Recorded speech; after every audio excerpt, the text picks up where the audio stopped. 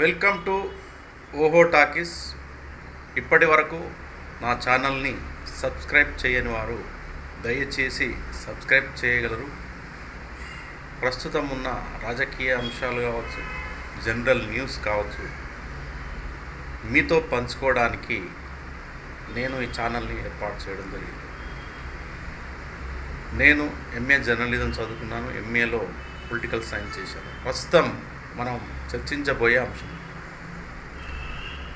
తెలంగాణ కాంగ్రెస్లో కలకలం సృష్టించిన అంశం.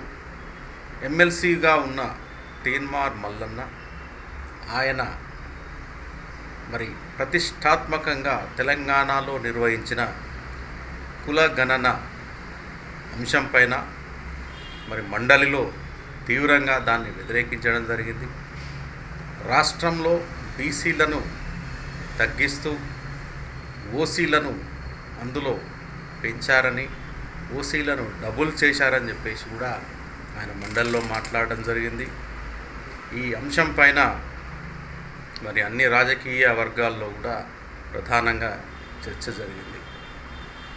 మరి తీన్మార్ మల్లన్న మరి అంతటితో ఆగకుండా ఈ అంశాన్ని మరింత ముదిరేలా తన మీడియా ఛానల్ అయిన సొంత ఛానల్లో మరి ఈ యొక్క కులగణన నివేదికకు సంబంధించి అంశాన్ని ప్రస్తావించడం, మరి ఆవేశంగా సభ్యంగా మాట్లాడుతూ కుల గణన డాక్యుమెంట్ని క్యాస్ట్ సెన్సెస్ సంబంధించిన ఆ యొక్క పేపర్లని ప్రతుల్ని ఆయన కింద వేసి తగలబెట్టడం జరిగింది. మరి ఈ అంశం కాంగ్రెస్ పార్టీలో చర్చకు రావడం, మరి ఢిల్లీ వరకు కూడా ఈ అంశం చేరిపోవడం, మరి ఏం చేయాలని చెప్పి తలలు పట్టుకున్న కాంగ్రెస్ నేతలు ఒక దూకుడుగా వ్యవహరించి ఒక మంచి నాయకుడు తీన్మార్ మల్లన్న బీసీ నాయకుడు, కాపు సామాజిక వర్గానికి చెందినవాడు, ఇమ్మీడియట్గా మరి సస్పెండ్ చేస్తే పార్టీకి నష్టమని భావించి మరి ఆయనకు ముందస్తుగా ఒక షోకాజ్ నోటీస్ను కాంగ్రెస్ క్రమశిక్షణ సంఘం చిన్నారెడ్డి అధ్యక్షత వహిస్తున్నారు. దానికి షోకాజ్ నోటీస్ ఇవ్వడం జరిగింది. 2వ తారీఖు ఫిబ్రవరి ఇవ్వడం జరిగింది. ఏదైతే 12వ తారీఖు వరకు ఆయనకు గడువు ఇచ్చి వివరణ ఇవ్వాలని చెప్పేసి కూడా వాళ్ళు షోకాజ్ నోటీస్ అందించడం జరిగింది.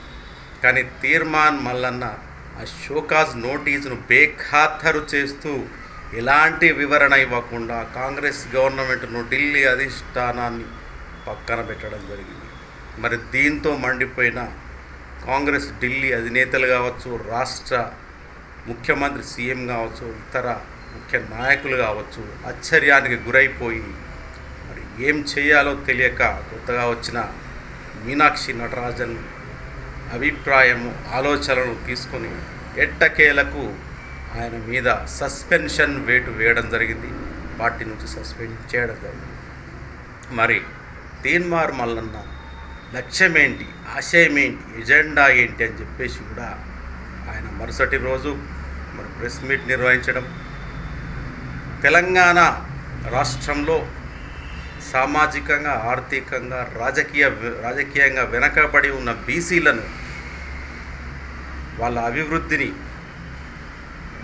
బీసీ వ్యక్తిని మరి ముఖ్యమంత్రి చేయడమే తన ధ్యేయమని, బీసీ వాదంతో ఉద్యమాన్ని చేస్తానని, రాజకీయ పార్టీ ఏర్పాటు చేయకుండా ఒక బీసీ జేఏసీ కమిటీని ఏర్పాటు చేసి దాని ద్వారా రాష్ట్రంలోని బీసీ సంఘాలను ఒక్క తాటిపైకి తీసుకొచ్చి బీసీ కులాలకు సంబంధించిన ప్రజల్లో చైతన్యం తీసుకొచ్చి మేధావుల్లో, ఉద్యోగ వర్గాల్లో, కార్మిక, శ్రామిక, వ్యవసాయ సంఘాల అన్నిట్లో కూడా మరి ఆయన మరి చైతన్యం తీసుకొచ్చి ఒక ఉద్యమంలాగా చేయాలని చెప్పి అయితే నిర్ణయం తీసుకోవడం జరిగింది. మరి ఎంతవరకు ఇది సాకారం అవుతుంది, సాధ్యమేనా అని చెప్పేసి కూడా చాలామంది మేధావులు, రాజకీయ విశ్లేషకులు, నాకు కూడా అనుమానాలు వచ్చాయి. కానీ ఆలోచిస్తే ఇది సక్సెస్ అయ్యే అవకాశం ఉంది.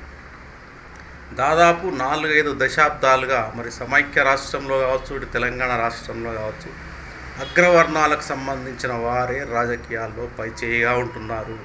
అగ్రవర్ణాలకు సంబంధించిన సామాజిక వర్గాలే ముఖ్యమంత్రి పదవిని చేపడుతున్నాయి, అగ్రవర్ణాలకు సంబంధించిన మెజారిటీ వ్యక్తులే మంత్రులుగా వ్యవహరిస్తున్నారు, వారి ఆధిపత్యమే రాజకీయంలో నడుస్తుందన్న వాదన ఎప్పటి నుంచో బలంగా వినిపిస్తుంది.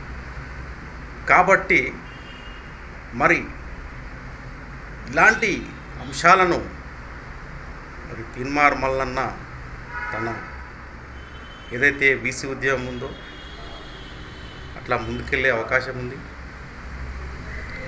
అదేవిధంగా మరి కొంతమంది బీసీ నాయకులు వారి యొక్క సామాజిక వర్గాన్ని కావచ్చు, బీసీ సామాజిక వర్గాన్ని కావచ్చు ముందుకు తీసుకెళ్లే యోచనలో దేవేందర్ గౌడ్ నవనిర్మాణ పార్టీ అని పెట్టడం, కాసాని జ్ఞానేశ్వర్ ముదిరాజ్ మన పార్టీ అని పెట్టడం, అదేవిధంగా తెలంగాణ ఇంటి పార్టీ అని చెప్పేసి ఒక వ్యక్తి మరొక పార్టీ పెట్టడం, గతంలో తెలంగాణ తల్లి అని చెప్పి విజయశాంతి ఒక పార్టీ పెట్టడం.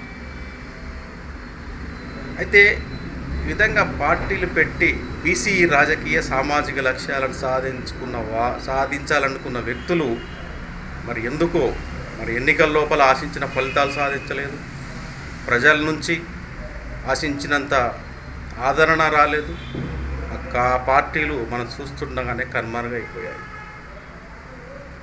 కాబట్టి అలాంటి వారిని తీన్మార్ మల్లన్న కలుపుకొని ఒక వేదికపైకి తీసుకొచ్చి బీసీ ఉద్యమం చేసి రాజకీయంగా ముందుకెళ్ళాలని చెప్పేసి కూడా ఒక ఆలోచనతో ఉన్నాడని అని చెప్పేసి అయితే మనకు అర్థమవుతా ఉంది. మరి అంతేకాకుండా మరి కాంగ్రెస్ కావచ్చు, బీఆర్ఎస్ కావచ్చు, బీజేపీ కావచ్చు, ఏ పార్టీ టీడీపీలో కావచ్చు, మరి ఎంతో కాలం నుండి కొనసాగుతూ బీసీలుగా ఉన్న నాయకులు వారు ఆశించిన లక్ష్యాలను చేరుకోలేక అలసిపోయి బీసీలుగా ఉన్నందుకే మాకు పదవులు రాలేదని వాళ్ళు ఆవేదనతో ఉండి అట్లాంటి వారు కూడా వారి మనసులో ఒక ఆలోచన రావడం, అలాంటి వారిని కూడా మరి తీన్మార్ మల్లన్న కలుపుకొని ఒక వేదికపైకి తీసుకొచ్చి ఒక తాటిపైకి తీసుకొచ్చి మరి బీసీ వాదాన్ని బలంగా వినిపించి ఒక ఉద్యమంలా ముందుకు వెళితే తప్పకుండా ప్రజల్లో రాజకీయ చైతన్యం వస్తుందనే ఒక ఆలోచనతో తీన్మార్ మల్లన్న ఉన్నట్లయితే మనకు అర్థమవుతా ఉంది. చూడాలి మరి ఒక తెలంగాణ నాయకుడు కూడా మరి ఇటీవల ఒక వ్యాఖ్యలు చేయడం జరిగింది. తీన్మార్ మల్లన్న అనే ఒక విత్తనం ఇప్పుడు నాటబడింది, మరి కొంతకాలం తర్వాత కొమ్మలు పళ్ళు కాస్తాయి అని చెప్పేసి కూడా మాట్లాడడం జరిగింది. కాబట్టి ఇప్పుడు విత్తనాన్ని అయితే తీన్మార్ మల్లన్న నాటడం జరిగింది. ఇది రాబోయే కాలంలో మహావృక్షంగా మారి ప్రజల్లో చైతన్యం వచ్చి బీసీలు రాజకీయంగా ఎదిగే అవకాశం ఉంటుందని చెప్పేసి కూడా అంటున్నారు. చూద్దాం మరి ఏమవుతుందో. మరి మధ్యకాలంలో అంజన్ కుమార్ యాదవ్ కావచ్చు, మరి విహెచ్ కావచ్చు, ఆర్ కృష్ణ లాంటి వాళ్ళు కావచ్చు, మధు యాస్కి గౌడ్ లాంటి వాళ్ళు కూడా మరి కాంగ్రెస్ పార్టీలో ఉంటూ మరి వారు అసహనాన్ని వ్యక్తం చేస్తూ ఉన్నారు. బీసీలమని చెప్పేసి కూడా మమ్మల్ని తక్కువ చేసి చూస్తున్నారని చెప్పేసి కూడా వాళ్ళు పరోక్షంగా వ్యాఖ్యలు కూడా చేయడం మనం ఇక్కడ గమనించాల్సిన విషయం. మరి చూద్దాం తీన్మార్ మల్లన్న ఆశయము, ఎజెండా, బీసీ వాదము, బీసీ ముఖ్యమంత్రి మరి ఏ విధంగా మరి ఆయన తన లక్ష్యాలను సాధిస్తాడనేది మనం మరి వేచి చూడాల్సిన అంశం.